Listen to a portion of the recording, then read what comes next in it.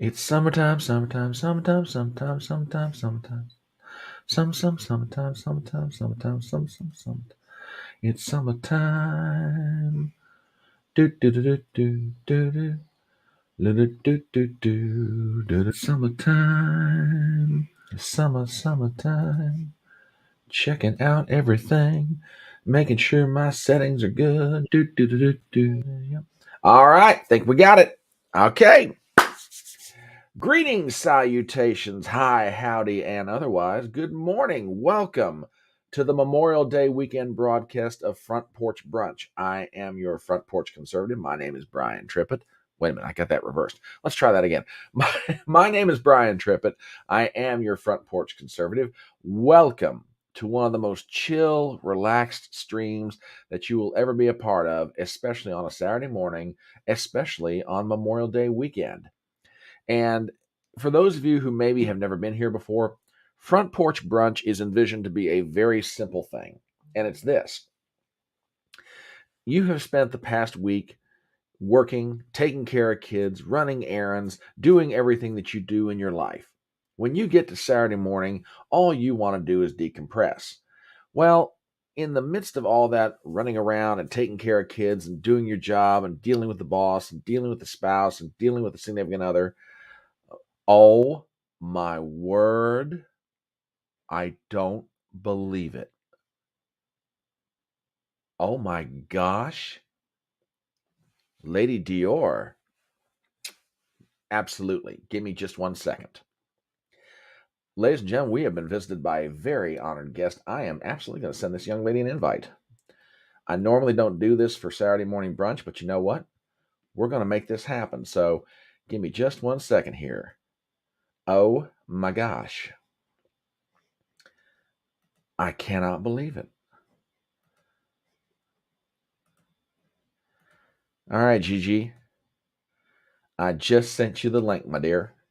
You've got it. Anyway, as I was saying, this is a good morning, Robert Lowry. Glad to have you here. This is a chill kind of a live stream where I hopefully have the opportunity to help you catch up on the news, because you spent the whole week trying to, figure out what's going on in the world and taking care of everything in your life. You haven't had the chance to see what's going on in the headlines or really take a deep dive into them and figure out what you really think. So that's what Saturday morning brunch is intended to be: a chance to give you the opportunity to do two things. One, begin to decompress from the week you've just had. And number two, just chill out. Maybe you're spending time relaxing around the house. Maybe you've got your earbuds in and you've thrown in some laundry. Or maybe you're cooking. Maybe you're fixing brunch. I don't know. But, we are going to, this is going to be a very chill live stream. Like I say, it's Memorial Day weekend. And for me personally, this always brings up a whole lot of memories. Um, personally and as family is concerned. And for your host, I've got to say, this has been one of the wildest weeks I have ever had in my life. It has been absolutely crazy. Never seen anything quite like it. I've got to give some shout outs to explain why this week has been wild. First of all, I want to thank the inestimable Reuben Christopher Haynes. He is absolutely one of the coolest people you'll ever meet. A gentleman's gentleman, a musician, a thinker, an otherwise good guy who's going through a lot of challenges right now. So go check out his Twitter page, go check out his YouTube accounts, help him out, support him in any way you can. He is definitely a good guy and most worthy of your support. But Reuben agreed to come on and co-host with me a live stream where we were analyzing in real time the Ron DeSantis presidential campaign kickoff on Twitter. And he saved my bacon because I couldn't get the audio to work, and fortunately he was able to do so.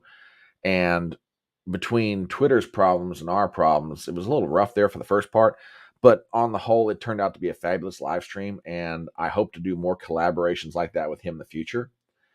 He's a genuinely good dude. He really is. So, shout out to Ruben Christopher Haynes. I also have to give a shout out to Daniel and Brentley of Dangerous Rhetoric. If you are not familiar with their YouTube channel, with their Twitter, these two gentlemen are from New York City and absolutely are right on the leading edge. Thank you, Robert. Hadn't done a sound check yet, but appreciate it, brother. No, I really do. They are on the leading edge of talking about a lot of cultural issues, and they invited me onto a live stream which they call Gay Wednesday. They were doing exclusively on Rumble. And aside from being on there with them, I was on with Chad Manley, Mike Harlow, Oana Trion, which, by the way, Oana, someday, my love, we are going to have that drink together. I promise you. I was also on there with Peter Feliciano and TC of the Minnesota Black Robe Regiment. He kind of came on late. And oh my gosh, this live stream was so much fun.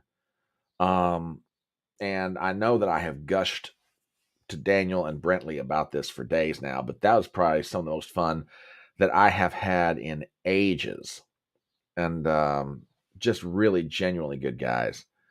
So we talked about cultural issues. We talked about, philosophy. We talked about, oh my gosh, we were just all over the place. And it was just so much fun. So much fun indeed.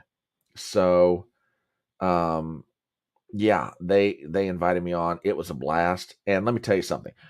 And I'm not saying this is a suck up line either. I genuinely mean it. Regardless of whether I get to come back on that live stream or not, here's my personal advice to them. I hope that they are able and willing to do that kind of a live stream on a regular basis. That, and even for that to do it on Rumble, okay? Because I know they made the conscious choice to be on there. But I'll tell you what, those kind of conversations that are fostered around topics and events that are going on in the world today, those sort of things need to happen. I think one of the things that's going to help turn this thing around, this thing being, where we are culturally, is the fact that people from different backgrounds, different ideas, different beliefs get together in a room and they just talk. Like I said, they may not wind up agreeing with each other by the time it's all said and done, but they're willing to at least have conversations. And oh my goodness, I'm about to be joined on my front porch by my first guest. Ladies and gentlemen, may I introduce you to probably one of the most beautiful ladies that I have ever had the pleasure of being associated with.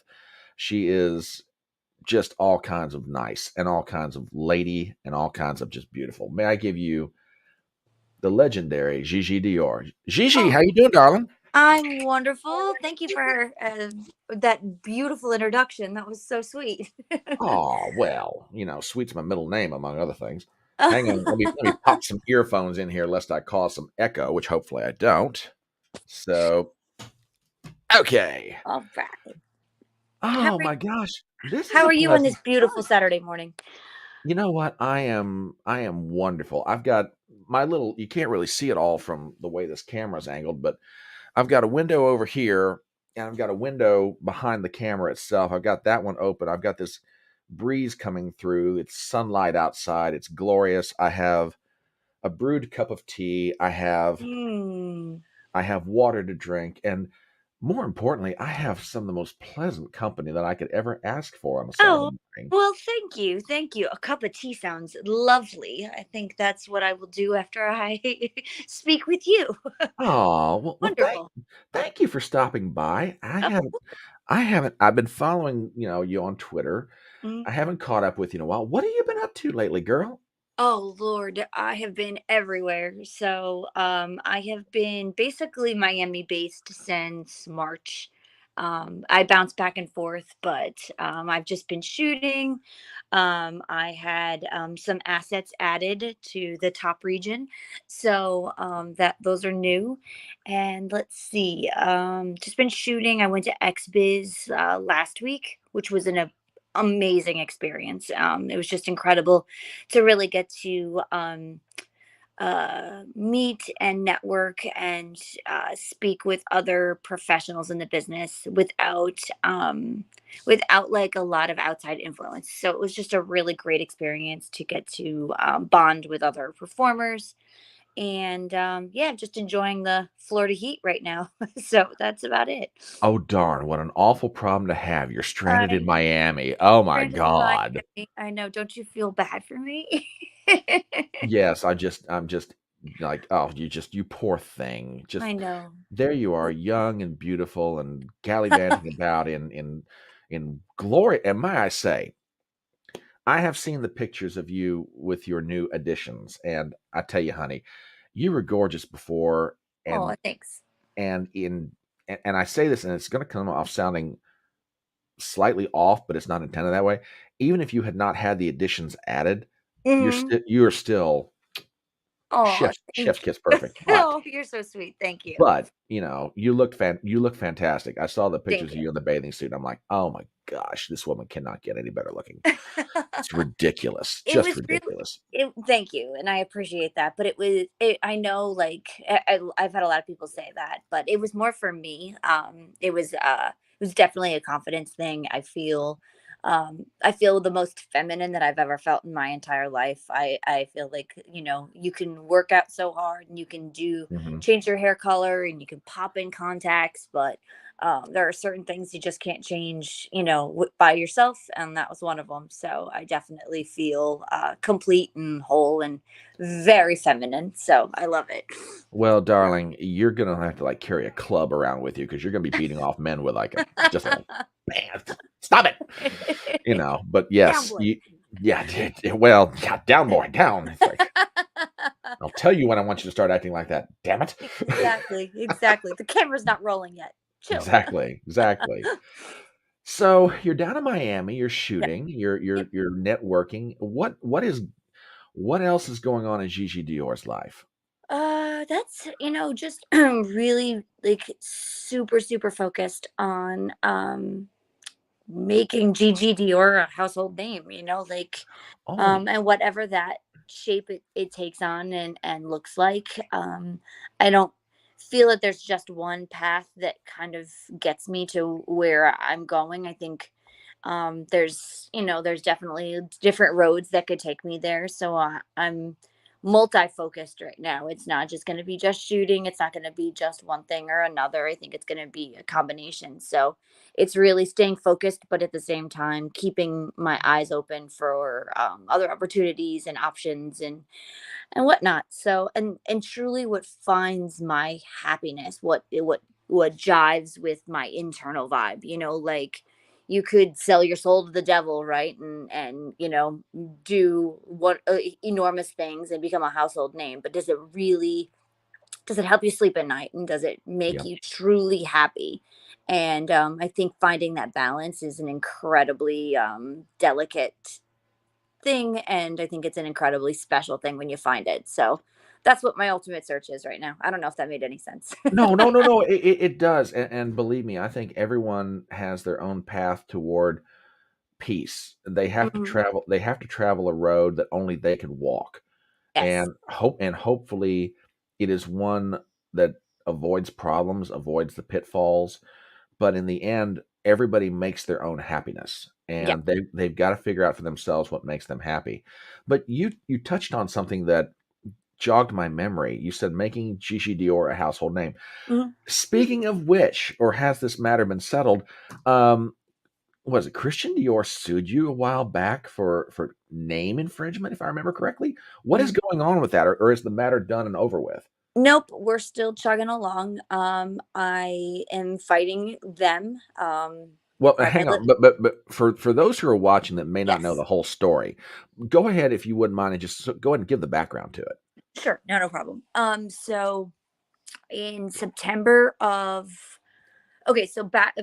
a while back when I first started, I decided to trademark Gigi Dior as a name, so that in hopes that if I got larger or became a household name, that no one else could use the name. I had taken some legal advice from some conventions and stuff, and they said absolutely, it's a smart thing to do, and then that way nobody can buy it and sell it back to you.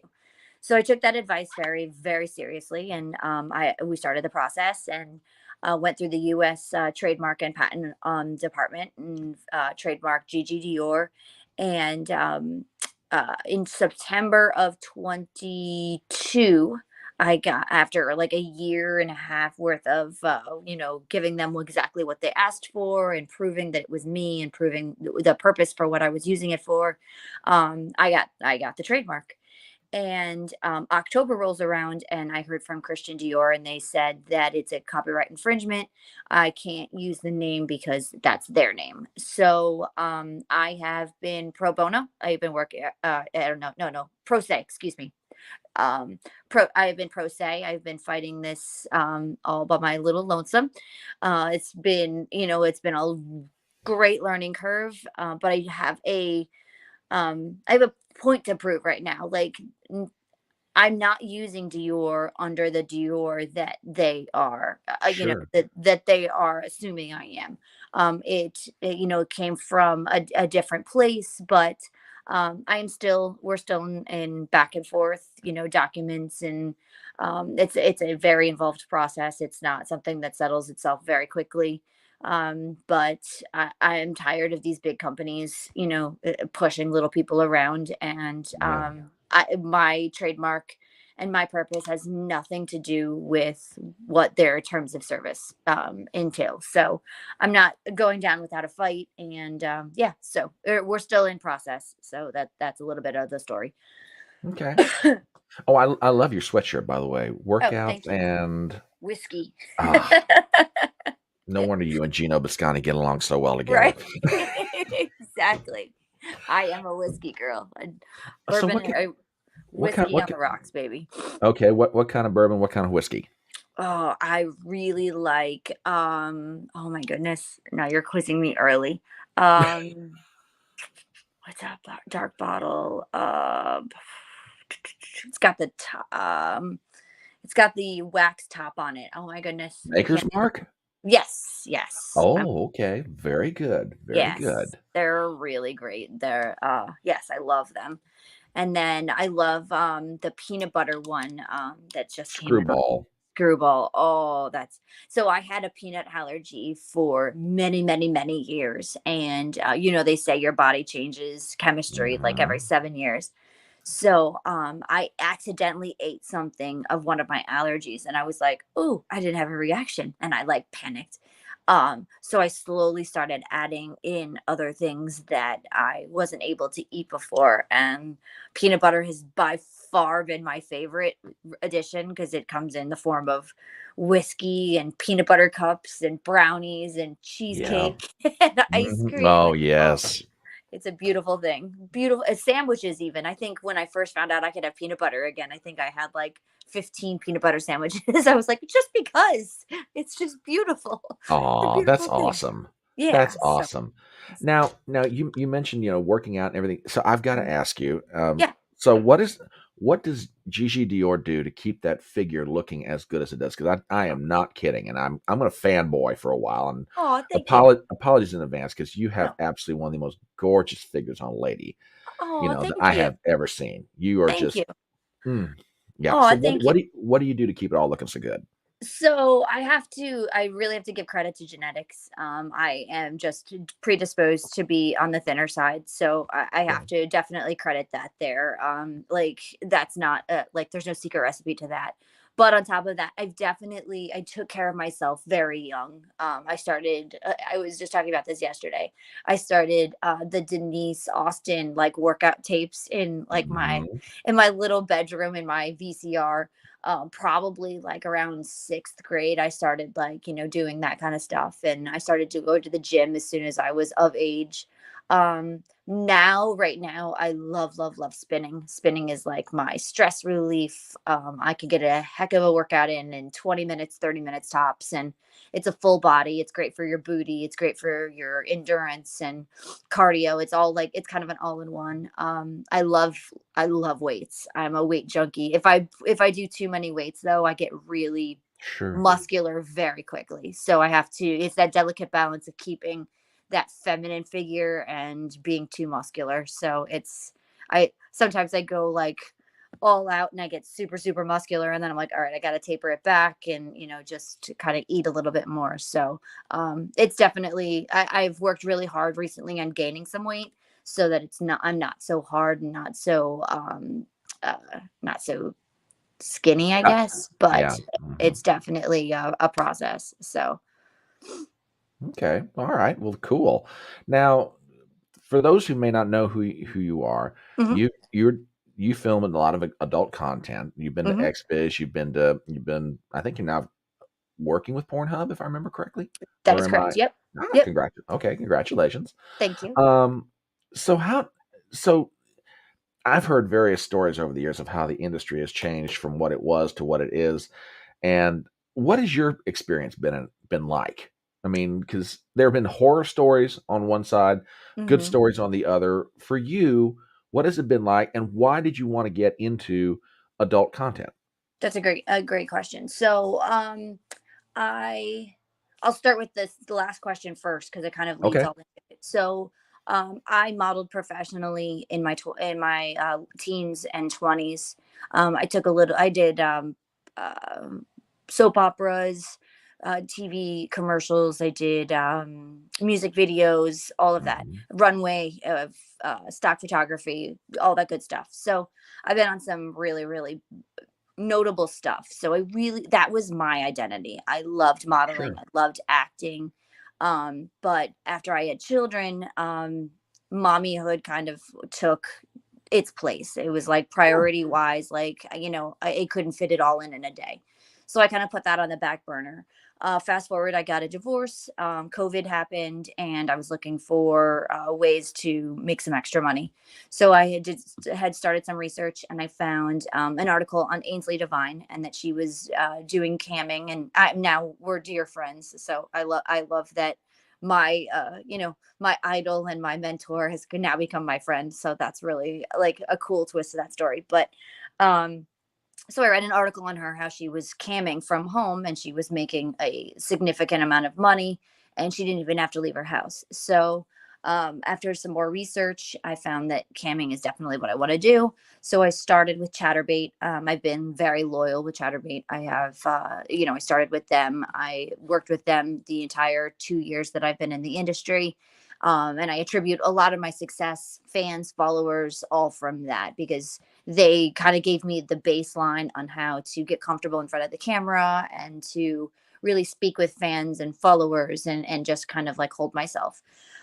So after I started Chatterbait, I started shooting for OnlyFans, and that's kind of where your question is how much it's changed. So even 2 years ago, from when I started, shooting mainstream was definitely still it was probably 75% of the industry, and OnlyFans was the other 25%. Where now, OnlyFans is definitely, I would say it's probably even a swing the opposite direction in the percentages. If it's not 50-50, it's definitely girls are getting in there realizing that shooting is making OnlyFans, it's making their OnlyFans more successful. And you don't have to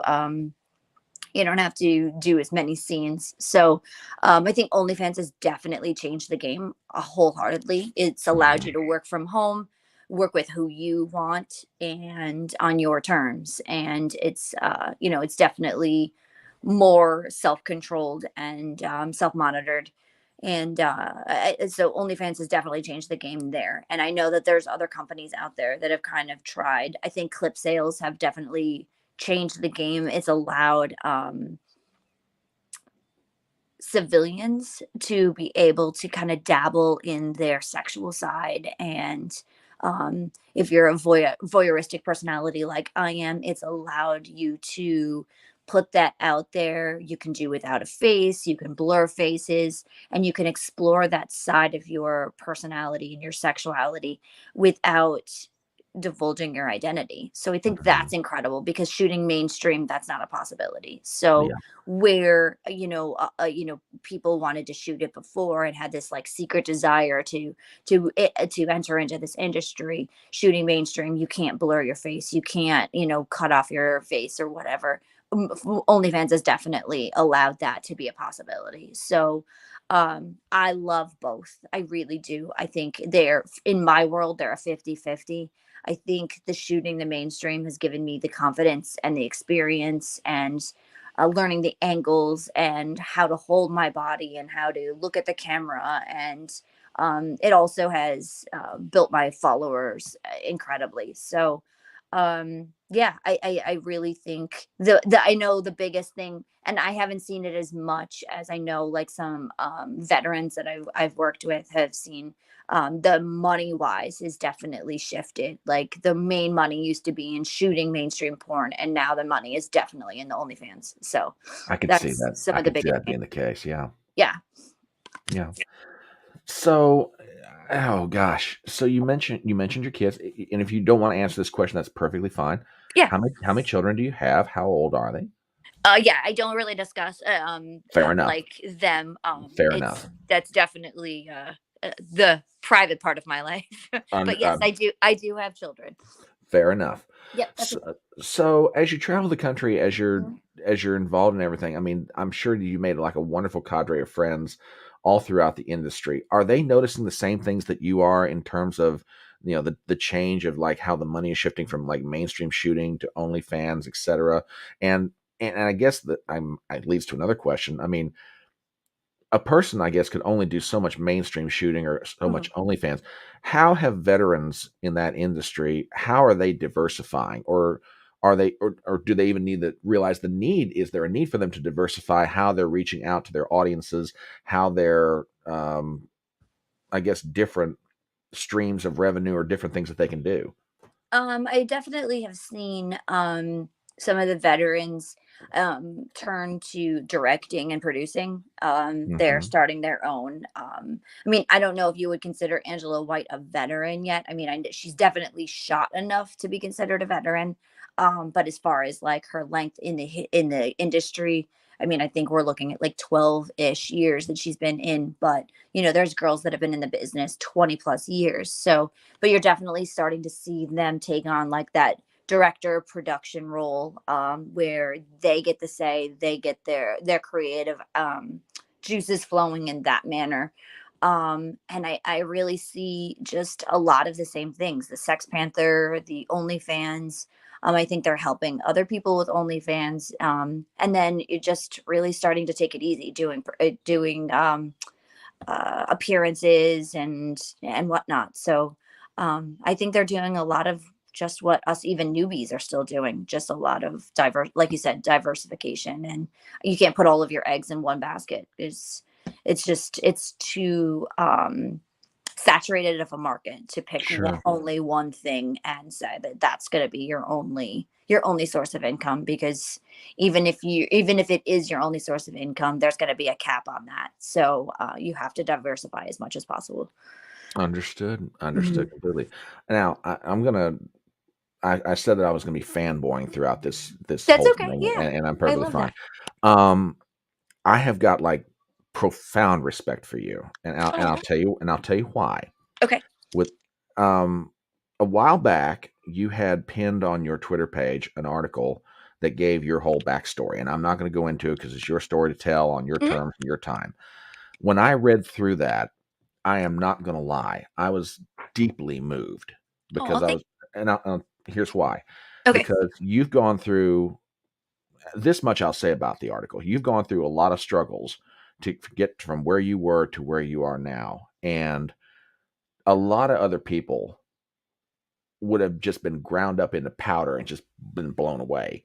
You found the grace, the strength, the inner resolve to just be like, no, I'm going to overcome this. I'm going to get through this, and my life is going to be better. And when I read that and I got through the article, I was like, damn, this is a woman. Oh, not thank you. not a little girl. This is a woman. And I went, yeah. Oh, So yeah. I truly appreciate that. Like that makes my heart just like pitter patter. So thank you for that. Oh, you're very Thank you welcome. for that. But No, go ahead. no. Please be my guest. Please be my guest. So yes, the trials and tribulations. Everybody has a story, though, right? So I Mhm. just am blessed to have a platform in which I can express um and tell people my story, right? And my hope in that is to help other women, young girls, even men in that manner, realize that you're not alone, because in the face of adversity and through some of the traumas and things, it's a very isolating feeling, and you can feel very like, why me, why me, why me, and then stuff just keeps piling on, and it's very, very easy to fall into that "what did I do, why is this all happening to me" attitude. Mhm. And in hopes that even one person can read my story and say, damn, like it is possible to push through, it is possible to overcome. And that's my goal, is Uh-oh. to be able to help even 1, 10, 100 women, men, just realize that quitting isn't an option. I mean, Yeah. it's not an option. Like you said before, I do have kids, and they're definitely a huge source of my fighting power. Yeah. I am not going to let them ever see a quitter in me. I have definitely let them see that life's not always easy and that you have to push through. Because I think that would be a lie, and it wouldn't be of any um, it wouldn't be advantageous for me to show them that just the highlight reel. They don't need to Yeah. see the Instagram me. They need to see the real. Sometimes you're going to cry. Sometimes you're going to hurt. Sometimes your feelings are going to be hurt. Sometimes you're just going to be pissed off and you just need to, like, get through that. But how to get through it and how to be healthy about it. And I'm still learning. I love self help. I'm reading. I listen when I'm flying back and forth all over. I download audiobooks and I just listen Sure. to audiobooks while I'm on planes, because I feel like it's a healthy and productive use of my time. I could download a movie, but a movie's not going to do anything for my self growth and all of that. So, um, but there have been times where I've wanted to quit, 100%. Definitely. I don't think I would be insincere to say that there's not been times where I'm like, I'm done. Like, what else could possibly happen? Um, but that's at the end. I want to be a success story and not a tragedy and some tabloid. So No, no one, whether it was you or anyone else, I mean, it's kind of funny where I am in all this crazy social media world I find myself now mhm, stepping into. I mean, I'm a lot of things, but above all else, I'm a fanboy. And be it you, be it Chrissy Mayer, Zia, Carrie Smith, whomever. I mean, could you all do everything you do without me being supportive and doing what I do in my own small little way? Yeah, no. you could do it. You could, no, you could. But here's my thing, Okay. and I've said this about Chrissy, and the same thing applies to you. If it were an issue that you had all these lofty goals for your life, but were sitting around on your butt eating bonbons, drinking RC cola, and watching soap operas, I'd be like, well, okay, that's nice, but yeah, whatever. I've seen you, Chrissy, others who are absolutely killing it out there, and not just killing it in that you're making, the content and the type of material that you want to make, but you are busting your asses working out there. Or in your case, maybe having it slapped, but that's, I don't know. It was low hanging fruit. I couldn't help myself. I Um, love it. I love it. but you all are absolutely just, busting your butts, doing what you do. You are working that hard. And when I see people doing that, I'm like, yeah, that's the person I want to help, because they're willing to put in the work. They're willing to put in the effort. They are trying to improve their lives. And it's like, this is the kind of person I want to be around. This is the kind of person I want to help. So, yes, my love, absolutely. Thank you. So I appreciate that. And like you said, there are the people out there that are like, why, why am I not getting it? Well, what are you doing to help yourself? Because at the end of the bingo. day, the only person that you have 100% responsibility for is the person looking back at you in the mirror. And I, I could just look at her and make excuses. I could look at her and say like, not today.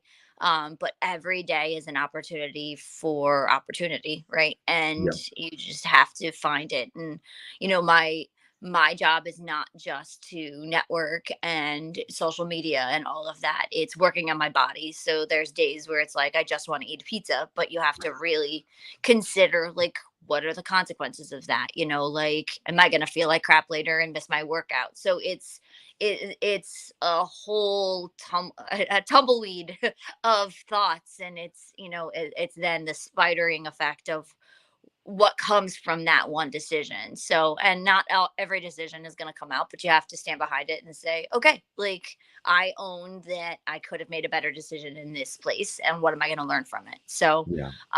but no, I'm so grateful, and I know Chrissy is too. She's one of my dearest friends.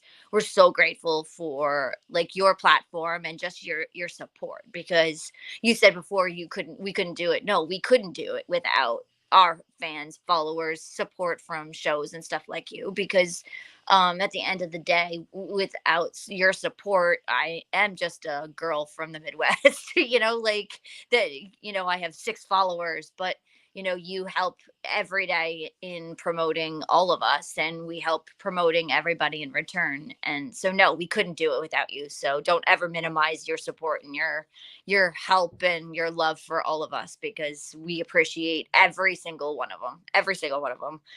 I Oh, I am such a softie when it comes to my fans and followers. I just like I can't express my gratitude and my gratefulness enough for them, because I often say like why me? Like why are you watching my stuff? Why are you following me? Like I'm just I'm just me. Like, and it's definitely humbling. Lay, Definitely. laying aside the fact that, as I've said, you're probably one of the most beautiful ladies I've ever seen. There are two other things about you that I absolutely adore. Okay, one of them is Okay. I could sit and look in your eyes and just get lost for hours on end. You have some of the most Oh, gorgeous eyes on a woman I think oh, I thank have you. ever seen. You Oh, know, thank you. my day could be like shit, damn it, and then I could like turn. There you are. There are your eyes, and I'll just go. Oh, thank you. That's No, so sweet. seriously, you have absolutely gorgeous eyes. And second of all, Thank you. I I had a good feeling for what your heart was like at the very first content house in the Poconos. So there's poor old Marshall Bowbury, somewhere between. And for people who haven't seen, let me set this up. Chrissy Mayer Yeah. hosted a content house in the Pocono Mountains about what 18 months ago now, something like that. It was about a year ago. Yeah. About a year Yeah, ago. it Okay, was last April. So yeah, it was yeah, about a little over a year ago. a little over a year ago. And Mhm. think for those of you who are like, what's a content house? Think Big Brother meets YouTube. Okay. So Chrissy invites a wonderful cadre of friends to get together to hang out in this ginormous cabin in the Pocono Mountains, and they're filming, various aspects of what's going on. So, I'm watching this, and I woke up at some hour of the morning. I forget what it was. It was real It was early. And early. yeah, and there's Frank Pellegrino, Chrissy's fiance, and the filing cabinet. Shout out to Frank Pellegrino, one of the coolest dudes you'll Oh, ever have the hands pleasure of down. meeting. Yeah, absolutely. Hands So he's kind of narrating. Somebody's got a camera, and on this couch is Marshall Beaupre, and the sounds coming out of this poor man range somewhere between normal sleep and an elephant tooting its own horn, or somewhere in between. Bless his heart. And um, and Gigi comes over because at some point, I guess the cover that he was under, it kind of like he'd wormed his way out from under it. And bless her heart, this angel of mercy walks over and slowly tries to pull this blanket over. And I went, now that right there is a good woman. Oh. That right there is somebody that's like kind of motherly. And I didn't even know anything about your background at that point. But I went, Yeah. that's a Oh, woman with a mothering instinct right there. I mean, she's like, "Oh, bless your heart. You're just let me fix this for you." It's just like, let "Oh," I was like, let me cover you up. He "Let me was, cover you up, yeah. you poor thing." Yeah, I tend to take that role on a lot in this industry and everywhere I go. So it's like I shot a couple weeks ago with a co-star. She was 19, and it's so hard to not mother. Like it's so Yeah. hard to like remind myself that were there as equals that day, and I don't need to like make sure she ate that day on set, and like I have to sometimes take myself out, but that's just who I am. I helped raise my two younger brothers, and I've just always like that's just my personality. So I love that you recognize that though, so thank you for that. Oh, That's no, cute. no. Well, all right. Well, that I guess that kinda leads me to a question because you brought up something Mhm. very interesting. So for veterans of your industry who are experienced, they've done a lot of scenes, they've done a lot of shooting and different do you see, I mean, this trait you've seen in yourself, do you see that in other performers who like they're working with other talents in the Mhm. business? And do you see that sort of thing, or is that just something that's kind of unique to you because of your background, your experiences? I see it in some people. Okay, fair enough. Some people, yeah. I think it's definitely there are definitely people out there that are very just there for themselves, and that's perfectly fine. That's that's their personality, that's their disposition, and no knocks. But I have worked and seen other people in the industry that are very concerned with other performers and are very caring and genuine, and I've been very blessed with almost every performer that I've ever worked with is very genuine and sweet and helpful, and just been really, really like I've worked with a good group. So far so good. I don't have any complaints. The chemistry I've worked with, the makeup artists, the cameramen, the producers, I don't have an ill word to say so far. So far so good. Cool. Now, Yeah. you mentioned you read a lot of self-improvement, a lot of self-help. What are you Mhm, reading these days? Or I'll even broaden it out further than that. Who are the author or authors mhm. that, you know, either are forming the basis of like, yeah, I love what they're saying. I want to apply this in my life. I want to, yeah. Who are you reading? Who's like really clicking with you? Who's making an impact in Gigi Dior's life? So I go back to almost all the time. I love the love languages, the seven love languages. Okay. Um, that one to me is oh darn it. Hold on, I'm looking up the name of the book I'm reading right That's now. fine. But now Take my take your phone time. is not. We have all morning as long as you want to as long as you want to be here, dear. Audible, come on, work for me. There we go. So the love languages I read for children, and I read for uh for adults and for like your significant others and whatnot. And that to me has been absolutely life changing. You can put that in um any situation. You can put it into friendships, you can put it into coworker relationships, you can put it into children, your parents, your brothers, work colleagues, any situation. If you find out really what makes a person tick and makes them happy, you've got them really figured out, in my opinion. The book I'm listening to right now is Get Out of Your Own Way: Overcoming Self-Defeating Behavior by Philip Goldberg and Mark Goulston, excuse me, MD. One of the most fabulous books I've ever read, ever listened to. I'm on my second round of it because I keep rewinding sections, and I'm like, oh, stop Wow. it. Just keep going back. So if anybody, and I think everybody fights this, maybe not, maybe I'm just speaking on my own behalf, but No, I think you're um right. the, the self the self-defeating language that we tell ourselves, like, you can't do this, why you, like, why would you ever be successful?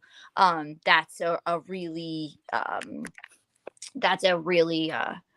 I think a really big issue across the board. So even if you haven't come from trauma or overcome trauma, which I think is probably a silly statement. But it's still incredible to listen to, because I think you could help others that are in need, maybe children. They say 1 out of 4 women will be a victim of a sexual abuse. So No. if you can know somebody in your life that you can help walk through it, if you've read this. So it's just a really, really good, his cadence in the audiobook is wonderful. Like I said, I'll listen to it while I'm driving. Sometimes I'm like, ooh, I want to hear that part again, and I'll rewind it. So yeah, I'm on my second way through it, and it's just incredible. The others that I am currently listening to, like if that one I need a little break from, is Find Your Why. That's really good.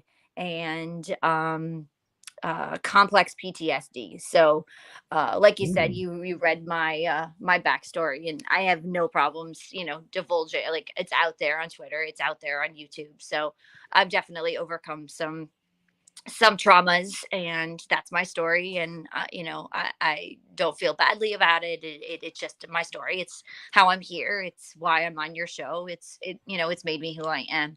But understanding myself, understanding uh,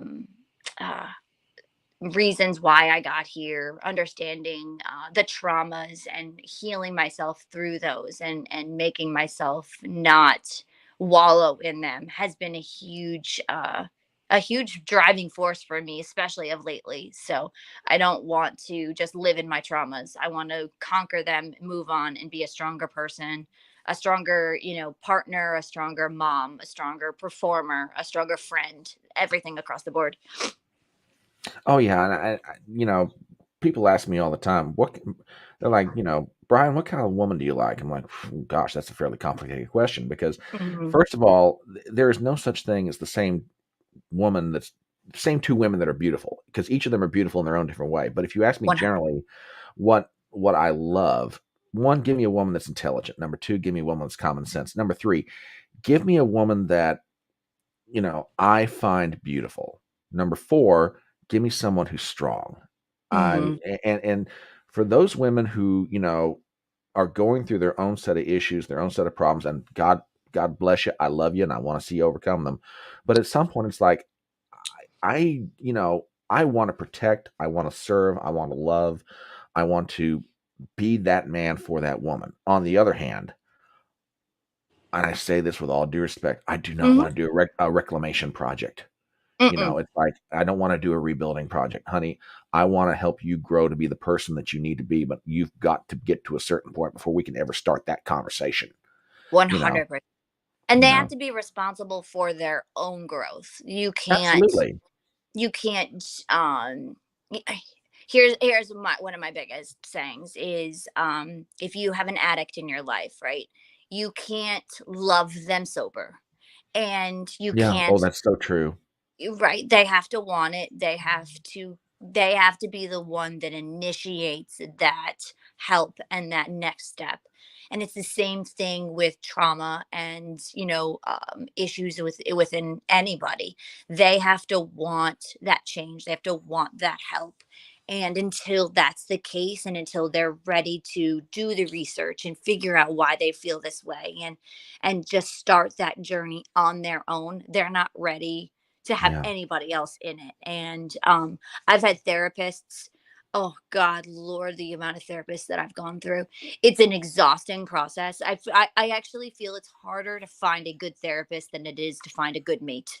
Like, I and I tell people all the time, when you're scheduling for a therapist, schedule for and interview them. Go and sit with them and interview them, and don't just take the first therapist that's going to get you onto their schedule, because you need that fit. You need that connection. You need that person that's going to let you vent, but also guide you on the path of recovery, and guide you on that path of treatment and wellness, not um not do their agenda. I had one therapist that got hung up on one part of my life, and everything we talked about came back to that. Even if it was like it was a later trauma, and I was like, Sure. can we get past this topic, please? Like I'm tired of talking about it. So I fired her, and it's okay to walk away. Like I don't know who needs to hear this, but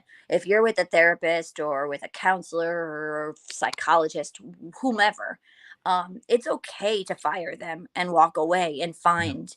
I would suggest finding someone, before, so that you're not like, if you, especially if you're in a situation where you don't want it to lapse. But it's okay to walk away from a therapist and say, you're just, it's just like a relationship, right? Like you're just Yeah. not good for me. We're not jiving. You're not what I'm looking for at this point. And you may go through 5, 10 therapists before you find the one that just works. Sorry, I'm talking a lot. No, no.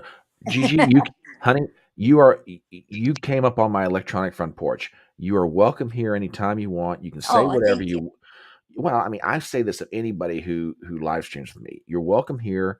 You can say anything you want. I don't particularly care. You know, just I want people when they come to my this version of the electronic front porch. I want you to be at ease. That's what front porch brunch is on Saturday mornings. As I was saying before you hopped on here, I want this live stream that I do on Saturday mornings to be a nice, chill, relaxed way for people to like decompress from the shitty week they've had, which more than likely Mhm. they had because you're running around, you're trying to work, you're trying to take care of kids, you're trying to love your spouse or your significant other, you're trying to satisfy the boss, you're trying to pay the bills, all of that stuff winds everybody up. I just want them Mhm. to unwind, but also Agree. get a chance to maybe catch up on the news that they didn't have a chance to look at during the week. So, but yeah, as Yes. far as I'm concerned here, you I if you love got it. if you got something, roll with it. Okay. I am here for it. I love Um, it. Okay, perfect. oh yeah. So yeah, you're welcome here anytime you want. I mean, if you got something that's on your mind, or you're like, God, I appreciate it. What's Brian doing? Is he on Saturday morning? I need to talk to Brian. Okay, fine. Okay. You know, Perfect. yeah, Perfect. and you mentioned something about therapists and relationships, and I was having this discussion Wednesday night with some folks out of New York City. They invited me onto a live stream, and they were very gracious to me. And we got on the subject of relationships in general, and I said that one of the most empowering words in the English language is a word that's so small, so simple, but most people don't use it enough. No. Uh-huh. Yes. Yeah. I mean, because, there's some kind of a perverse, and yes, I'll use that word, perverse idea that in order to prove that you love and care about someone, you have to do everything they want you to do. No, no. In order to prove that you love and care, you have to defend this, your heart, Mhm.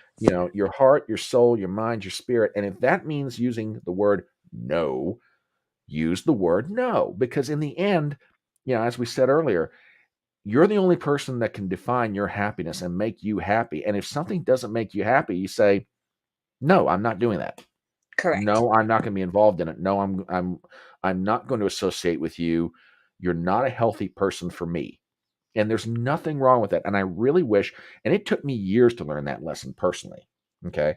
Because be it in family relationships or relationships with friends or whatever, I always want to be that guy that's there and it's like I can go to Brian and you know, I can count on him because he'll do it. Mhm. And at some Mhm. point you've got to realize there is only so much bread to put the butter on, so to speak, without getting That's yeah. so stretched out, you're like, ah. Mhm. So the word no is a beautiful, powerful word that I just wish people, myself included, would Mhm. learn to use more often because it's for the preservation of your heart. It really is. 100. And there's definitely a learning curve with that, like, sometimes you're really good at it and in situations, and then I feel weak in other situations, and I'm like, ah. But yes, you are and I feel too like, not to get into generational differences in Sure. upbringings and all of that, but I definitely see in the generation of like my kids, and even probably a little older and obviously a little younger, that's a massively underutilized word. This the younger generations don't ever hear it. It's that soft parenting, and sometimes it's just no. And I've been asked why, and I'm like, I one of my favorite phrases is because, like, because I'm your parent, because I'm in charge, and because I have the life experience to say the word no. And no, I agree with you. It's a powerful two letters, isn't it? Like, Oh, I know. it's It a is, it powerful really two is. letters. No, yeah, and we also got in, and feel free to jump in on this subject at any point you want to. We got into the subject of why it is anymore that I'm going to try and phrase this as best I can, but you'll Mhm. figure out where I'm going real quick. Why it is that women feel like they have to be the boss babe in the relationship with the guy, and a lot of us came around to two things for those of us on the panel. Was one, men need to be men, and number Mhm. two, women need to let them be men. And what we were getting at was this: is okay, men, we're not saying you have to like be built like Arnold Schwarzenegger or Stallone back in the day or whatever, but Mhm. you need to be strong in your own right and in your own way. You need to be improving you so that when the time comes, you come to a relationship, you're bringing things to the table. I can provide, I can protect, and I'm not saying the woman's going to be in the kitchen making food, and that's not what I'm saying. But in other words, 100%. when she looks at the man, it's like, okay, this guy's got his stuff together. Correct. I want to be with him. And then at some point, she realizes I can let go. I don't have to because he can, you know. Mhm.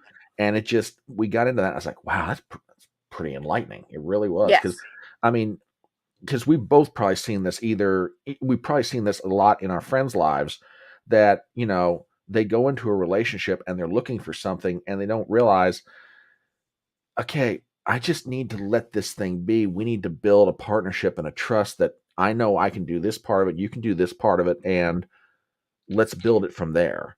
Right. So yeah, I, feel I free. feel and I don't mean to blame social media for everything, but let's face it, social media definitely has a huge, huge part in that boss babe Oh women. yeah. It shows little girls that they don't need a man, and I don't need a man. I enjoy having that masculine energy around me. Hmm. And for same sex relationships, I believe it's still the same thing. There's still going Yeah, to be a masculine side and a feminine side. There's going to be one that's a little bit stronger. And but here's the other thing too. I'm strong when my significant other needs me to be strong, and he's strong when I need him to be strong. Like, yes, it's learning that give and take, and that not to dump everything on the male, but to understand that there are going to be times that you do need to step up. But it's that give and that take. And um you're right, letting go. I self admit that after my first marriage, I've been very protective of that giving that power to anybody to get that close. sure, Like, it's very guarded, and to allow anybody to take that role in my life has been it's definitely a work in progress. I have definitely not mastered it. It is definitely a work in progress. Because after being hurt so badly, and I think guys and girls need to take responsibility for this. Like, if you're in a relationship, it's about communication. It's about absolutely, loyalty. It's about dedication. It's about no matter what. And if you can't give that no matter what, it is time to get out. And it is okay to walk away from a relationship that is not it's just like the therapist. It is okay to walk away from a relationship that is not giving you everything that you need after you've discussed it and said, like, I need this from you. If you can't give this to me, we need to keep going because life is too short to settle. It is too short to settle. And if there is Amen. one thing I want my children to understand is you do not settle in a relationship like ever. If you feel like you are giving and giving and giving and you're not getting out what you can, make sure that you get that conversation. Make sure you get that conversation started, and communication is huge. And I don't know if it's because of what I do, that I feel so strongly about communication, but without communication doing what I do, you couldn't have a relationship, it's it's that transparency. It's that I am sleeping with other people on camera, but it is my job. And some Mhm. people call me. I don't mean to make this about this, but I think No, it no, that's brings fine. it all around. So many people say like you're in an open relationship, you're a swinger, and I have no problems with the people that are in those situations. I think if it works Mhm. for your relationship, and you have come up with the terms and the places that works for you, albeit like wonderful, I support you 100%. For me, I am monogamous with a job that involves sex and it's people are like that's not possible, and it is possible. It's very possible. It's a delicate dance, but you have to make sure that there's communication there. So the one thing I see is a lot of steroid use, and I think guys use steroids to make themselves feel more like a man, and being all jacked up does not make you does not make you a man. No, You makes you a know, well-buffed boy, but it it, doesn't make you a man. yeah, yeah, and really just cleaning up after yourself. I talked with a really close friend about this yesterday, and how attractive it is to be with a man that's self self-maintaining, like he picks up his clothes off the floor, he can cook himself dinner, he can like if you go out with the girls, he's not expecting you to come home and then make dinner. Like he helps with the stuff around the house, and he can take care of you, but he also takes care of himself. I think that's so important, and he allows you to be you and you allow him to be him. And there's that still that dependency, that safety. Safety to me, I think, is the biggest thing with a man. Like I need to feel safe, and I think, like you said, that comes from that leaning on somebody and realizing that you know, you're good. You're good. So safety for me is a big one. Oh, absolutely. I mean, if a man cannot make a woman feel safe, I don't see this relationship going somewhere. I No, really don't agreed. because there's too much in life legitimately that a woman should be afraid of because Mm-hmm. honestly, as strong as you all are, as in so many ways, you are still, and I say this respectfully, the weaker Hmm. sex. And you know what? You need to be protected. You need to be loved. You need to be, made sure that you're safe. And if that's Right. not going to happen, and if he can't provide that, strike one. Right. That's the problem straight out of the chute. Because, Right. 100%. oh yeah, it's just Right. I feel bad for the girls that I say girls for women when I hear them make the phrase, but I can make him better. I can change him. Oh, honey, run away. Just turn around and run. Just go. Right. Just get Well, out of there. that piggybacks to what you were saying you were looking for in a woman, that you don't want a project. Like, Yeah. I think as humans, we always feel that we can fix people. Mhm.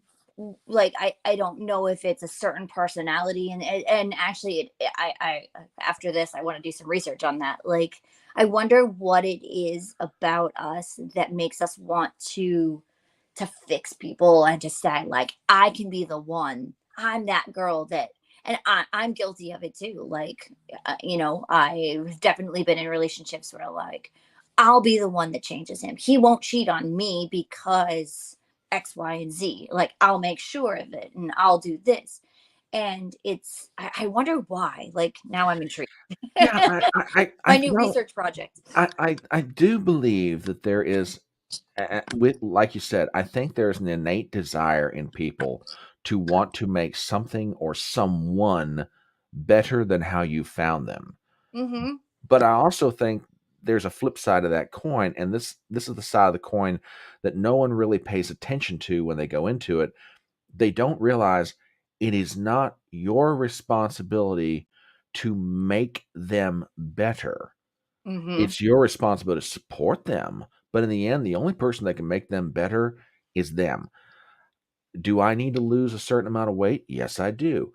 Mhm. I have the responsibility to be the one to do that. I have to Mhm. be the one who's responsible to go to the gym. I'm the one that's got the responsibility to do the things that I need to do to goal. And I love the people who are friends of mine and they'll support me in everything, but it's not up to them to do it. But I'm like you. I really do believe that inside each person, we desire to make the world we find better after we've been there than before we found it. And Right. that may be part of it. It really is, Yes, you know. that's a fair point. Yes, I agree with that. I agree with that. And you're right about the, the self responsibility there. I love to be that person that's like, you want to lose weight? I'll be your accountability partner. Like I love being people's accountability partners. I'm like, no, we're gonna go today. And having that person is like, okay, when I don't want to go, you push me. And when you don't want to go, I push you. And when we both don't want to go, we're like, well, we need to go anyway, even if it's something. So but at the end of the day, you're absolutely spot on. You have to want to do it, and you have to be the one that pushes through and says, "No, I'm going to go to the gym instead of going to McDonald's." You know? No, absolutely. I Mhm. mean, because how will we be better than we are if we're not willing to be pushed or push us? Mhm. Because if left to our own devices, if left to my own devices, I'd curl up on a couch either with a bunch of books, find some good movies, Yep. and pop the popcorn and be like, okay, I'm happy. I'm Well, happy. are you Yep. are you happy or are you just settling? You Uh know. yeah. Yes. And what does happiness look like? Some days that's a perfectly great happy, like there are some days where you need those down days to rejuvenate and to refresh and to like restock that. I always find when I have like a really like personal growth like day or a couple of days, or if I have like a breakthrough on something, the next day or the next 2 days I'm a little more tired and I'm a little more like maybe emotional and a little like, so I take those days and I just do like more self-care. And like if I have to take a nap that day, I make sure that I make my schedule accordingly. But it's also listening to your body and realizing what it needs every single day, and giving it grace and giving it just giving yourself that love, because I always go back to it. If you don't love you, no one else is going to. You're always going to be that prey Absolutely. to that. What you don't like about yourself is going to be the one thing that somebody picks up on and can either exploit or, Oh so yeah. or that like you love yourself. And I try really hard to work with my kids on that. Like you don't need anybody else to make you feel whole.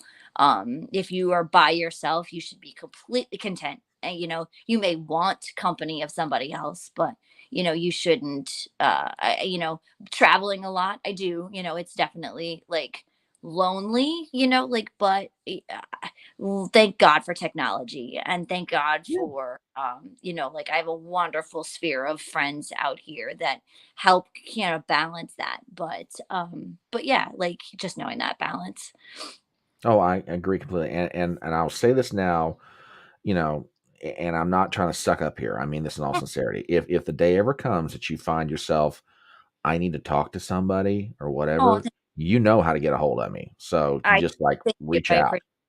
I really appreciate that, and vice versa. Like, like, and I'll put this out there to you and to the listeners and to anybody. Like, I've had people come into my DMs and they're like, I read your story, can you give me advice? I love that. I love that I reached somebody. So, my just hit that follow button and my DMs are open. So you ever anybody needs to talk or vent or whatever, just need a friend. I'm here. Like I love I love just being that shoulder. So This, yeah. among many reasons, is why I absolutely adore you. I Oh, mean, I'm thank not you. gonna lie. Thank you. So what It, so No, go ahead. Go ahead. I'm sorry. No, I just adore you as well. That's what I was just gonna say. Like, I do. Like, I think you're just a genuine, sweet, loving person, and Oh, like, thank you. I love that. Like, the universe has connected us. So, what is Gigi planning for Memorial Day weekend? I mean, there you are gallivanting about in Miami, sun, surf, ocean. What's up with you this weekend? Yeah. Today I'm gonna shoot some content and some photographs and kind of get caught up on some of the storage stuff that I have for social media and stuff. So that's on the docket for today.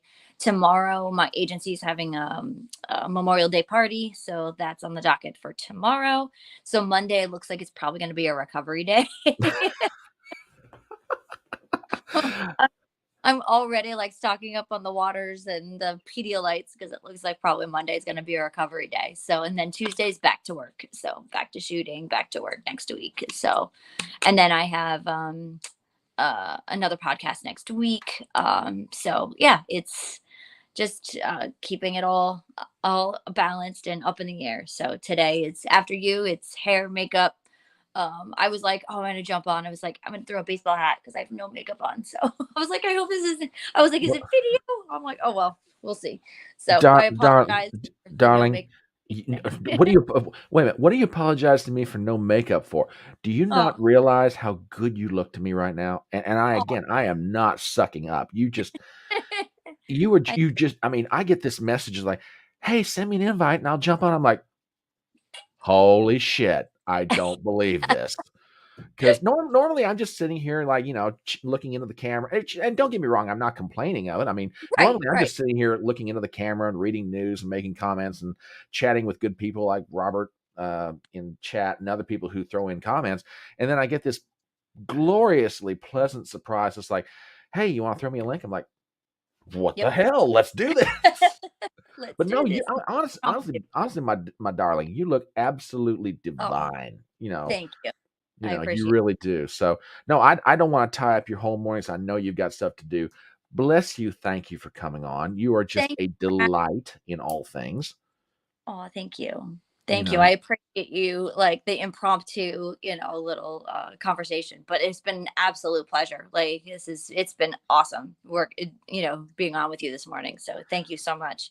Well, no, I mean, and I mean this in all sincerity. You are welcome back here anytime you wanna come Oh, on, whether it's yeah. this live stream on a Saturday or if you ever find me doing a live stream through the week or whatever, and you got something on your brain or you just wanna talk something out, Okay. or like I said, if you've got, if it's not something career related or just whatever it is, you know where to find me, you know how to DM me, and you need to talk, I'm here for you, dear. Seriously. I appreciate it. And vice versa. You as well. Like anything you ever need, you let me know. Oh, you are an absolute doll baby. And Awesome. I will leave you with one thought to hopefully percolate in your brain. Okay. Someday I can see this happening, or at least I'm really hoping it does.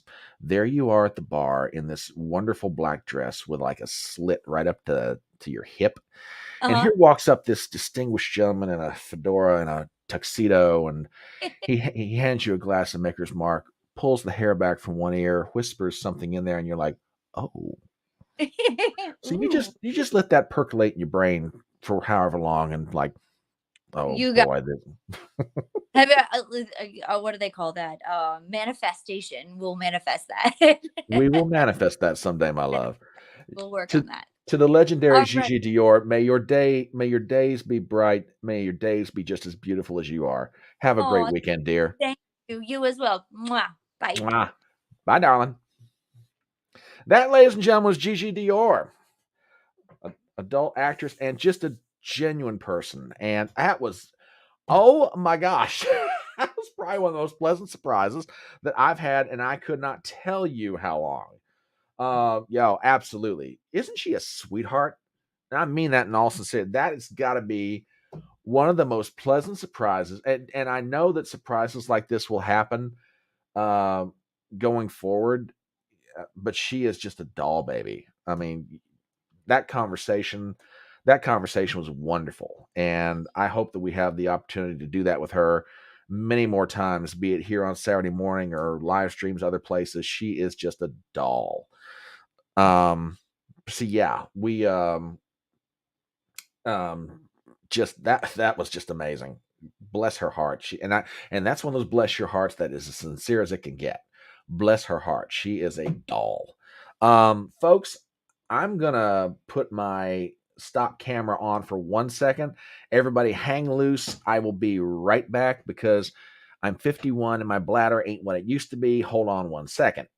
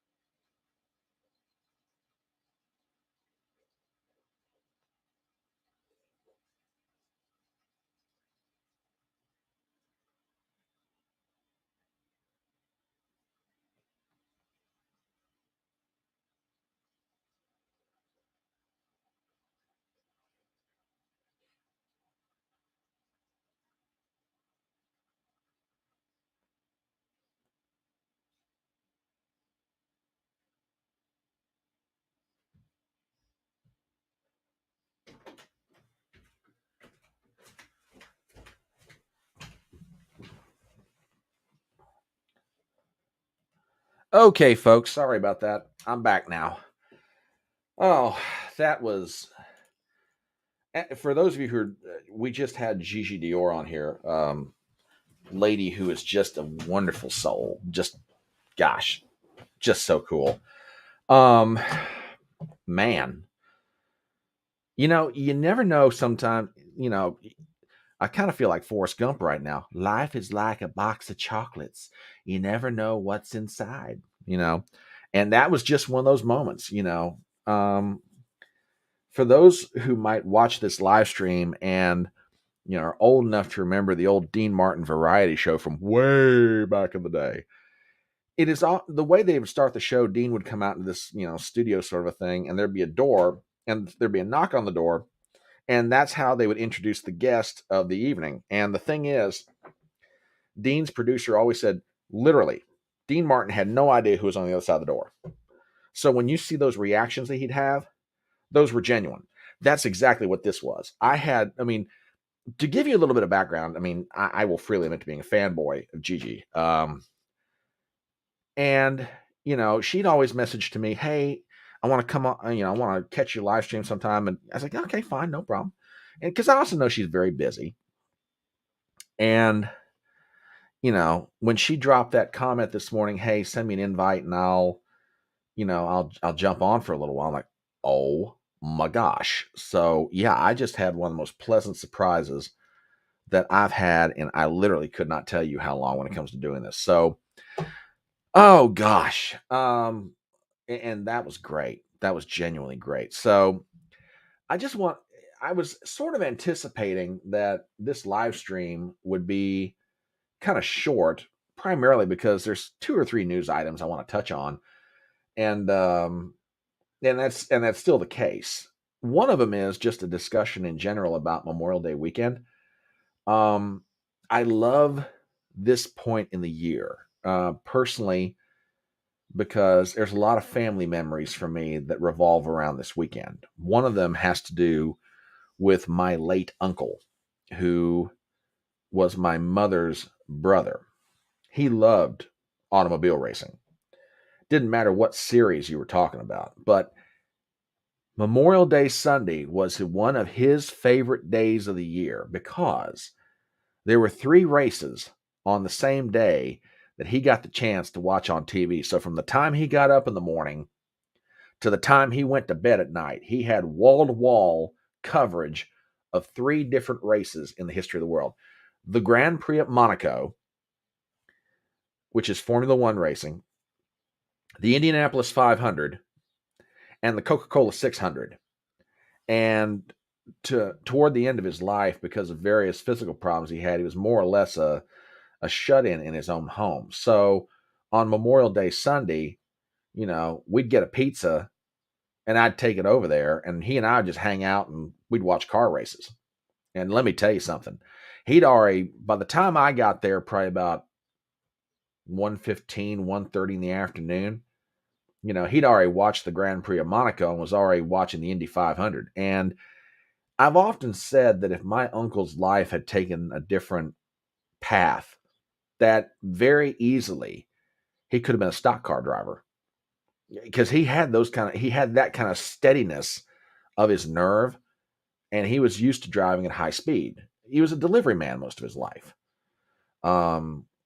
Be it for years, he worked for Royal Crown Bottling Company, and then he worked for a rental company driving truck. Then he worked for a laundromat making deliveries to major hospitals. So he was used to being on the road. There was very little that happened behind the wheel of a car that he hadn't seen or done or been used to. So that's always one of my favorite memories. And the other has to do with Decoration Day. Now, those of you out there saying, well, no, it's not Decoration Day, it's Memorial Day. Yeah, let me show you something. I think it's always important to remember why we do what we do. Take a look at this. Well, there we go. There we go. Hang on. Well, I say that. Thought we were sharing screen. Oh my gosh. Do not tell me this thing's going to start. Oh, wait a minute. Oh, I've already got it set up to do that. Memorial Day is a federal holiday in the United States honoring and mourning the U.S. military personnel who have died while serving the United States Armed Forces. It is observed on the last Monday of May from 1868 to 1970. It was observed on May 30th. Many people visit cemeteries and memorials on Memorial Day to honor and mourn those who have died in the service of the United States military. Many volunteers place flags on the graves of military personnel in national cemeteries. Memorial Day is considered the unofficial beginning of the summer. So I bring all this up to say this.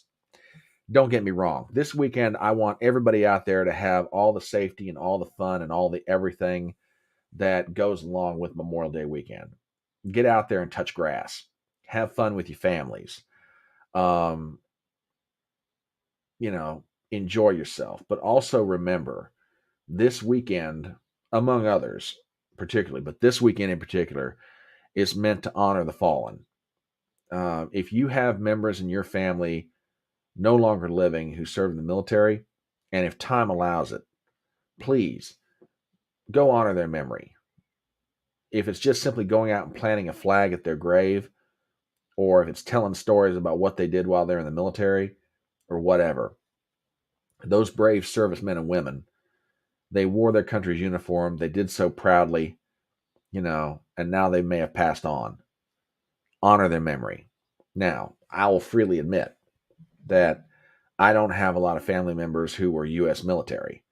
I've got some distant relatives, and this may be just a tradition that's confined to either Appalachia or the South, but my family, for more years than I can even remember, have always made it a point. We visit the cemeteries of those who we have lost, there where they're buried, and we decorate the graves. So, in that vein, and this is just a personal thing, so I just thought I'd show it to you. This weekend, this is some of what we did. As a matter of fact, we did this yesterday. Normally, we do it on Sunday, but this is my grandfather, Thomas, and his wife, Lizzie. And if I can forward that, yeah, there we go. That's my uncle, my grandmother, who's the middle stone, and my grandfather. He died before I was born. This is Charles Trippett, who served in World War I. And this is his marker. And then finally, this is where my dad's buried. And my mom, I still have her with me. And, these are their graves. My sister is the one who picks out all the flowers.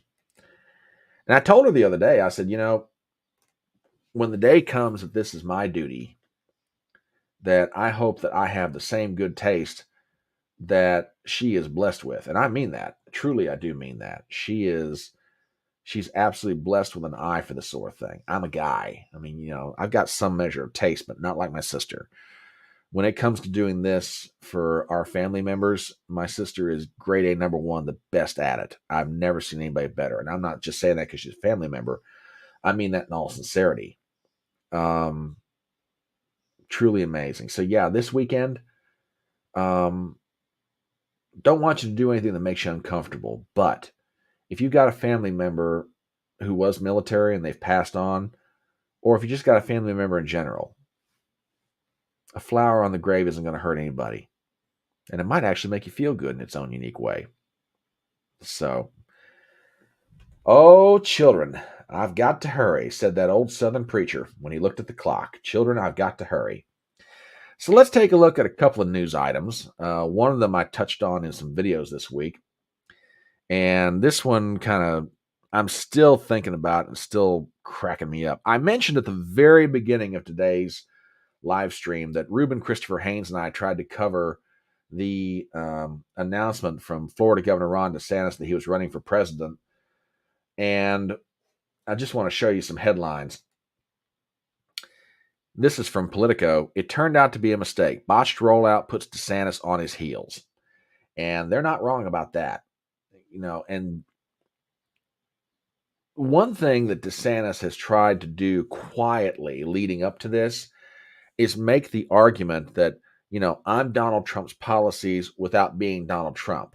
I'm smooth, I'm cool, no drama, no whatever. I'm competent, I get things done, I make them happen. Well, there's just one little problem with that.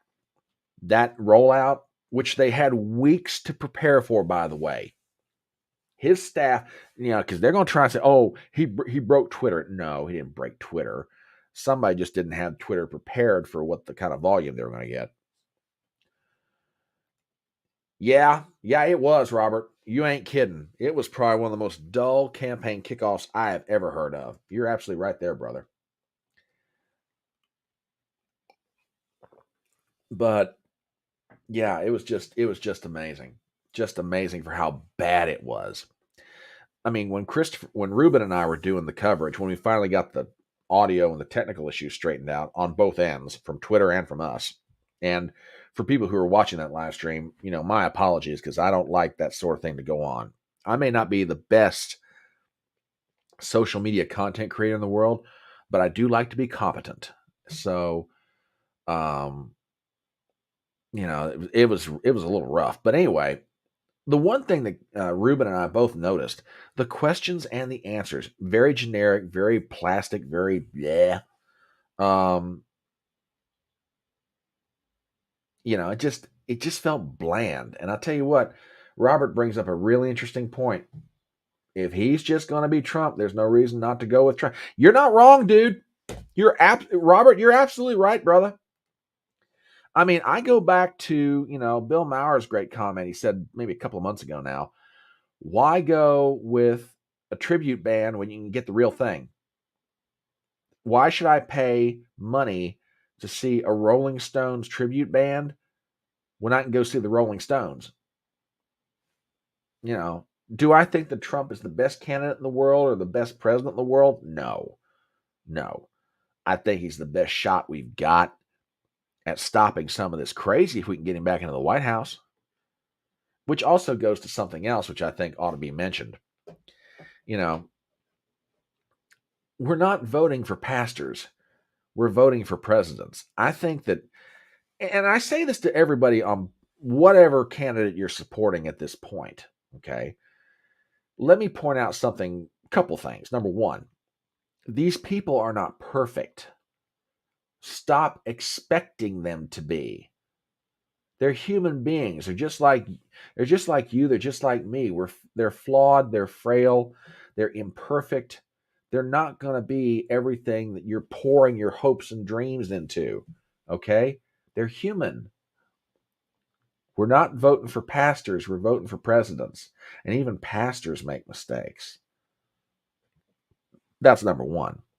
Number two, our hope for a better society, for a better civilization, is not going to come through politics. It's going to come through people. I mentioned the other that I was on a live stream after the one Ruben and I did the other night, And there were people there from different backgrounds, different walks of life, different everything. And they didn't agree on everything. And I didn't expect them to. But man, I'll tell you what, they brought the heat. They brought truth. We were talking about things that mattered. And my soul was just so enriched from the experience. And I hope I get to do that many more times in this crazy social media journey that I find myself on. Because it was a lot of fun, just a load of fun. But anyway, a couple other thoughts about this whole DeSantis rollout. I mentioned a moment ago that DeSantis is trying to present himself as the no drama alternative to Donald Trump. Well, that rollout was nothing short of a disaster. And that's not just my word. Everybody's of the opinion. It was bad. But DeSantis may have set himself up for something. And I want to play you a clip of a Donald Trump video that came out shortly after that botched rollout on the part of Governor DeSantis. Listen to this.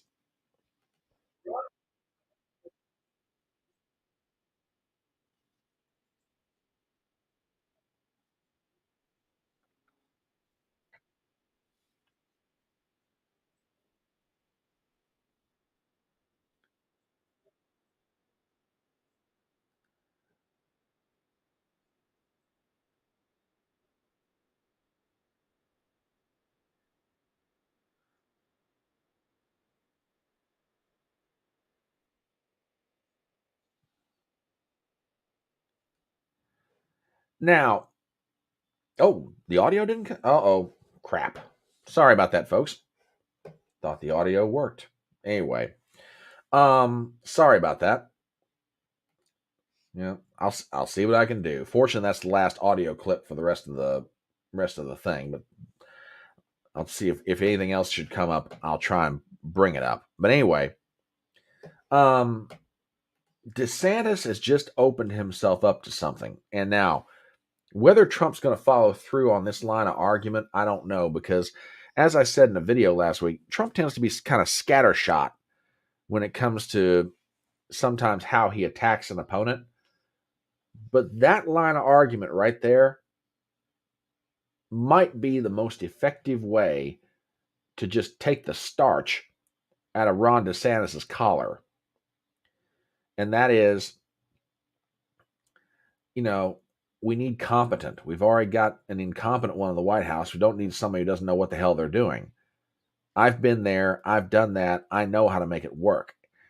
And honestly, among other things, I think that's part of Trump's appeal right now to the Republican base. I mean, there's a lot of things that's making up his poll numbers being so good as they are. But part of it is people remember what they had when he was in the White House. They had a good economy. They had low inflation. They had low gas prices. They had extra money to not only go to the grocery store, but do other things they want to do in their life. Right now, they don't have that. So, not good. Not good at all. But yeah, there is a whole lot to be said for DeSantis' very bad rollout, and none of it that is said is going to be good for him. There's some other stuff that I'm going to hold off on. I may wind up doing this in videos next week, which, oh, by the way, I've got some time off next week. I'm hoping to put out more videos and more live streams. So, if you're enjoying what we're doing here on the Electronic Front Porch, I thank you for being here, obviously. But I'm going to try and crank it up a little bit more since I've got some time next week to do it in. Maybe a couple of videos a day, whatever. And that's my hope. Also keep in mind, I'm old. So body's got to have a chance to rest when it can do it. So looking forward to all that. Now, switching topics ever so slightly with the time we've got left. Bud Light. Oh God, I know. These idiots. And I'm probably going to wind up doing a video about this, but I want to show you this headline since I came across it this morning. You would think that losing the market share that they have and everything else that they have gone through, that, they might want to back off of some of what they're doing. Well, turns out, you know, I guess they just love getting kicked in the ribs. Take a look at this. From the Daily Wire, Bud Light to sponsor pride parades despite ongoing boycott. Reading into the article, Bud Light and its parent company Anheuser-Busch are sponsoring at least 3 different upcoming pride parades despite backlash over the partnership with Dylan Mulvaney, a social media influencer who identifies as transgender. Bud Light is listed as a sponsor for the Cincinnati Pride Parade website. Planned Parenthood and Cincinnati Children's Hospital are also both listed. Meanwhile, in St. Louis, where Anheuser-Busch is headquartered, the company is listed as the presenting sponsor of the St. Louis Pride Parade. A sponsorship packet explains that there are only 4 presenting sponsor slots available. Bud Light is also listed as the diamond sponsor on Stonewall Columbus, which organizes and hosts the annual Columbus, Ohio Pride Parade. Now, gosh, I've said it before and I'll say it again. If a company feels strongly about an issue that they might want, oh, yeah, Leah?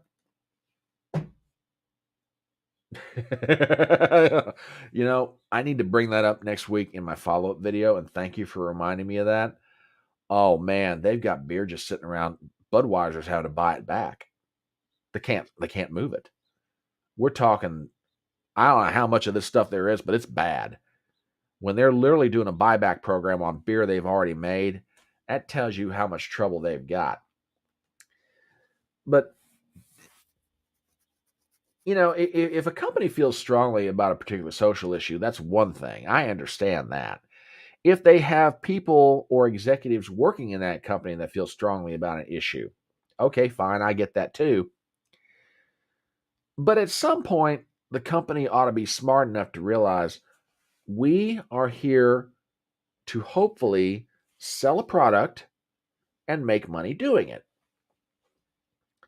And if it turns out that our customers don't happen to agree with the issue that we, feel so strongly about, okay, we might not like that, but we ought not let that interfere with our ability to sell our product and make money doing it. Okay?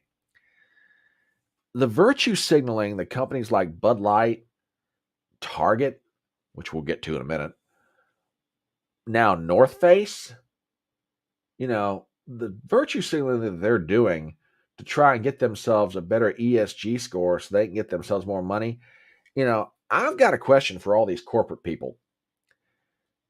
At what point does that which you're losing start causing the gain you think you're getting to be brought into question? Or put it a more simple way, is it really worth it? Is it really worth it, the temporary gain you're getting by virtue signaling and appealing to a particular group of people? Is that really worth what you're losing with your customer base that you have already established? I think I can speak safely for millions of people in this country and probably around the world. When we go to Target, if we drink Bud Light beer, if we buy clothing that's made by North Face or any of its subsidiary sister companies, okay? When we do that, we're simply wanting to partake of a beverage or buy a product that satisfies our needs or meets our desires or what have you, okay? We don't care that you feel a particular way about something, and more importantly, we don't need you shoving it down our throat, okay? We really don't. We just want to partake of the beverage or the food or buy the product that we're wanting and just enjoy ourselves in doing it and go on about our lives. But not only are you trying to shove it down our throats, you're trying to involve our kids. And therein lies the problem. Okay? Let me show you something else. Let me see if I've still got it here. Oh, come on. Where are you at? Oh, yeah. Speaking of Target, mentioned them a moment ago. It's like, God, it's like, how much do we have to find out about you people to realize, it just, you're just going to have to stop this. Which, by the way, that gets to something else that I find really interesting in all this. I really do. It's blowing my mind that, oh dear, hang on a minute. Computer's giving me trouble. Okay, there we go. I think we got it straightened out now. There we go. It just kind of blows my mind that all these people they don't get it. They just don't get it. We just want to buy our product. We want to enjoy our lives. Don't shove it down our throats and leave us alone, and more particularly, leave our kids alone. Okay? But here starts being some of the problem with that. Let me get this article pulled up real quick. This is from townhall.com. Target funneled millions to organization that wants to secretly transition kids without parents' permission. Articles written by Sarah Arnold. This is it's from today, actually. I'm sorry. Over the past few weeks, Target has taken a hit to the gut, losing longtime devoted customers after rolling out merchandise geared toward children promoting transgenderism and satanic rituals. In the latest scandal plaguing the company, a report revealed that Target shelled out millions of dollars to a left-wing organization encouraging schools to help students change genders and asking educators to help them hide it from their parents. The organization, GLSEN, formerly known as the Gay, Lesbian, and Straight Education Network, has been promoted by Target for the past 10 years, paying the group over $2 million. GLSEN works nationwide to inject the progressive ideology into classrooms, which work to push LGBTQ agenda onto children with pamphlets on gender transitioning without the knowledge of parents. Quote, the local education agency shall ensure that all personally identifiable and medical information relating to transgender and non-binary students is kept confidential, the group's guidance states. The guidance also says that teachers and staff must not disclose information that may reveal a student's, quote, chosen identity to parents. Target, you went after kids. When you start putting, tuck bathing suits and start parading them around your stores, and parents start figuring out you're going after my kids, and you wonder why you're suffering. There was one report that let me show this to you. Take a look at this. This is from finance.yahoo.com. This is Target's, let me enlarge this a little bit, make it easy for you to read. This is Target, their stock performance over the space of a week. Let's see if I can get this bigger. There we go. Now we got it the way we want it. Yeah, take a look at this. On Tuesday, at about almost the close of the bell, they were running at about $152 a share. They're now running at $138.93. They've lost almost $20 in value on a share of Target stock. That works out to about a loss of $9 billion in market capitalization. Target, you went after kids. What did you expect? And now it's getting to the point that there are some hold on, I gotta hide that. Well, let me rephrase it. I'm putting that back behind the curtain. I'll get to that one in a minute. It's getting to the point now that that there are investment firms that are like, nope, we're divesting from Target. Take a look at this. This is from Newsmax.com. Conservative investment fund diverts from Target.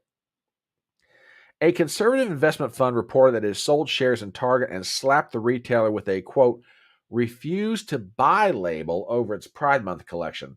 American Conservative Values ETF said in a news release Thursday that Target's, quote, ever-increasing pandering to the woke LGBT agenda has backfired, and its management team's inept response to a crisis of their own making has significantly damaged their brand across the political spectrum.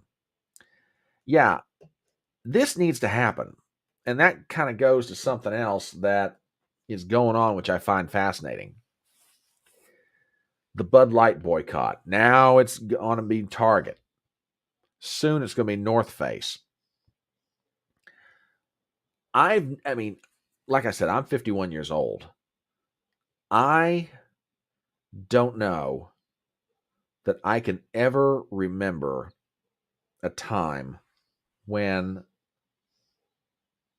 I've seen a boycott like this stick. I'm serious. I've seen them organized before. I've seen them try to be implemented before, but I've never seen them have the kind of legs that this one does. And there's probably a lot of reasons for it, but I think one of them is we may have finally hit our network moment. Now, if you're wondering what I'm referring to, years ago, there was a film directed by Sidney Lumet called Network. It was a kind of a black comedy about the news industry in general, particularly network news. And I'm flipping through some notes here, so I apologize. The legendary actor Peter Finch played the role of Howard Beale, who was the network anchor on this faux network. And many people remember the movie, but there's one scene that's extraordinary. Howard Beale's character, Peter Finch's character, has sort of this breakdown, and he walks into the network studio in a pair of pajamas and a trench coat. He's soaked from being out in the rain, and he gets behind a desk, and then gets up from the desk and looks at the camera and says, "I want everybody to get up. I want you to go to your window. I want you to open it, stick your head out, and yell, 'I'm as mad as hell, and I'm not going to take this anymore.'" I think we may have hit that point. I really do. I think this has finally happened. And I don't know if it was, well, let me back that up. I really think that this has been building for a while. Corporate America, the media, everybody else trying to shove it down the throat of the average American who may not, or definitely do not agree with what's being pushed on them. And then finally, the Dylan Mulvaney Bud Light controversy hits, and everybody's like, "That's it. That's it. I'm as mad as hell, and I'm not going to take this anymore." And they started proving that with the fact they're not buying Bud Light. And Leanne brings up a wonderful point, and that is they're not buying. People aren't buying Bud Light beer. That stock is still cratering to the point Anheuser-Busch is having to buy back from distributors unsold cans, cases, kegs of Bud Light. They can't move the stuff. I've never seen anything like this. This is crazy. Crazy in a good way. This is the kind of boycott I've been waiting for years as a conservative, as someone on the right. I've been waiting for the day that the American people exercise their economic power to make change, and don't think this isn't going to make change. Now, right now, corporate America is being stupid because, and keep in mind too, this stuff's been entrenched in corporate America for years now. This kind of virtue signaling, we're going to appeal to this particular demographic, whatever. I mean, that's what I'm talking about. Right now, corporate America is being stupid. Target, North Face, other companies, they're going to keep on doing this. But sooner or later, these people are going to realize, okay, it's our job to make money, and we can't make money if no one's buying our product. I've never seen anything quite like this. I've never seen anything move like this. And I really do. I think we've hit the "I'm as mad as hell and I'm not going to take this anymore" moment. Now, how long is it going to last? I don't know. That's sort of up to the American people. But the more pressure that they continue to bring on companies like Anheuser-Busch, Target, North Face, others, this is going to make a change. There's no doubt in my mind. This will absolutely make a change. And for my part, I am here for it. I am glad to watch this happen. Really am. I keep mentioning North Face, and if y'all wonder what I'm talking about, I'm going to try and set this up real quick. So hang on, y'all, because Robert had mentioned that we're having problems with audio. And I hate when that sort of thing happens. Okay. This was brought up the other night when I was on that stream Wednesday night with Daniel and Brentley from Dangerous Rhetoric. I'm going to play something for you, and I want you to tell me what you think. Because people are asking, is this real? So you be the judge. Hang on a second. Hi, it's me, Patagonia, a real-life homosexual, and today I'm here with the North Face. We are here to invite you to come out in nature with us. Wow, this is nice. We like to call this little tour the Summer of Pride. This tour has everything. Hiking, community, art, lesbians making art. Last year, we gay saw shade across the nation and celebrated Pride across the nation with hundreds of you across the nation. This year, we're back again with 2 new stops. Atlanta, GA. Why? Because you're there. In Salt Lake City, we're coming for you. Please don't. Can we go? Of course! This year, all these fabulous speakers will be coming from inside this TV to a nature near you. So come outside and celebrate the beautiful LGHGTV community. That's pretty gay. Okay, if you haven't had lunch yet, I apologize. My bad. Oh my gosh. No, it's real. That's a real ad. And you want to know what kind of effect is it having? Well, let me show you one more thing. This is from the Twitter page of Ollie London. North Face parent company VF Corp has lost 11.48% of value within the last 5 days after consumers expressed outrage at the new Summer of Pride campaign, which encourages children to use pronouns and, quote, come out. Yeah, he's right. They were running at about just a touch under $21. Now they're running at about, they've lost almost $3. Unbelievable. I mean, corporate America right now is just continuing to be stupid. Just unbelievable. But, despite the stupidity of the American corporate world, take heart, my friends. You do make a difference. Every last one of you. And if you feel strongly enough about what's going on that you're like,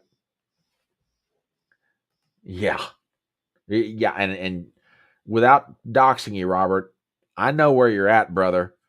I get it. I understand why you would avoid Columbus, especially in the upcoming month ahead. Yeah, but if you feel strongly enough about it that you want to make a difference, okay, spend your money elsewhere. We can bring these folks to their knees. We really can. It can be done. But more important than all that, look, it's Memorial Day weekend. I try to give this advice at the end of every one of these live streams that I do. To borrow an expression that the kids use these days, go out and touch grass. Okay? Tell the people in your life that you love them. Tell your friends that you love them. Go to a barbecue. Like I said earlier, if you've got family members who are passed on and they were former military, take a small American flag and put it on the grave.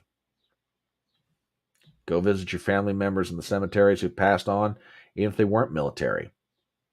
Putting a flower across their tombstone ain't going to hurt a thing. social media is a very nice thing, but as Gigi and I were talking about earlier, and again, shout out to Gigi Dior for that impromptu visit. My darling, you are wonderful. Thank you for stopping by. That meant more to me than you might know. It really did. Social media is not real. It's got its good and it's got its bad. And, you know, embrace those things that are real. Truly. I mean, you've got a long weekend. You got a chance to, tell the people you love in your life that you do love them. I highly recommend that you do it. So it's about 12:30 on a Saturday. And as always, for those who have stopped by, Robert, Leanne, everybody, thank you so much for being here. Y'all are just a blessing to my life. Have a happy Memorial Day weekend. Be safe. Have fun out there. And remember, in the words of Tom T. Hall, it's faster horses, younger lovers, older whiskey, and more money. We'll see you next time.